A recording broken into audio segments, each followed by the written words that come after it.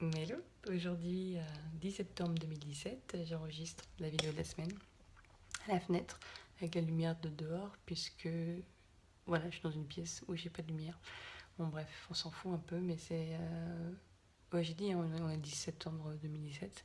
C'est un de ces jours où la vie est un peu contre moi avec ces vidéos de la semaine puisque j'avais enregistré très bien la vidéo et j'avais plus d'espace dans mon téléphone. Et comme je suis fatiguée, c'est très difficile de redire ce que je disais, donc voilà, j'ai galéré. Bref. Oui, fatiguée, c'est un peu la mode en ce moment, ces jours-ci. Donc c'était une semaine tranquille où je me suis un peu laissée vivre. Je voyage à Lisbonne aussi, je suis à Lisbonne.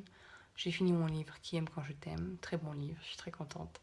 En plus, les dernières pages, ça parle de différentes formes d'amour très élevées, qui sont voilà, l'amour universel, l'amour de tendresse, l'amour de service, l'amour de célébration, des trucs qui me parlent beaucoup.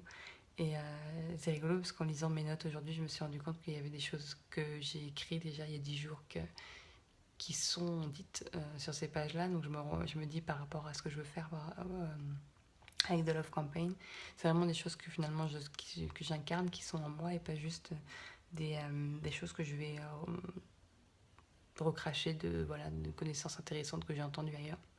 Donc ça c'est cool. J'ai aussi discuté du coup avec des copains à propos de Love Campaign. Ça m'a permis d'organiser un peu les choses, comprendre ce que moi je voulais faire des choses plus simples. Ces différentes formes d'amour. Je me suis aussi, comment dire, je fais un peu les analogies moi dans ma propre expérience et je me suis rendu compte que souvent en fait ces choses, moi ce que je veux faire avec ce projet c'est que ça soit léger, que ce soit spontané, qu'on joue en fait. Et je me suis rendu compte que c'est difficile, c'est pas très compatible en fait d'être léger et d'aller en profondeur. Et c'est pour ça que les gens généralement ils cachent, ils se protègent. Ils ont peur d'être d'être blessés en fait s'ils se montrent vulnérables. Et c'est dommage puisqu'en fait ces belles choses qui sont en profondeur, c'est ce qui fait nous et ce qui fait qu'on peut s'aimer et être aimé. Mais c'est des choses qu'on cache par peur d'être voilà, que d'autres les détruisent.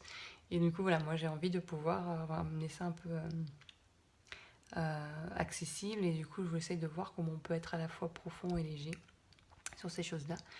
Et une des choses qui m'est venue à l'esprit, c'est la notion de mindlessness. Donc en anglais, mind, ça veut dire le mental, et on parle beaucoup de mindful, le fait d'être attentif à ce qu'il y a autour de nous et tout.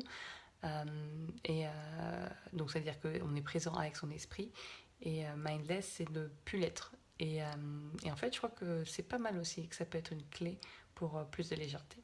Voilà pour cette semaine, c'est la fin déjà.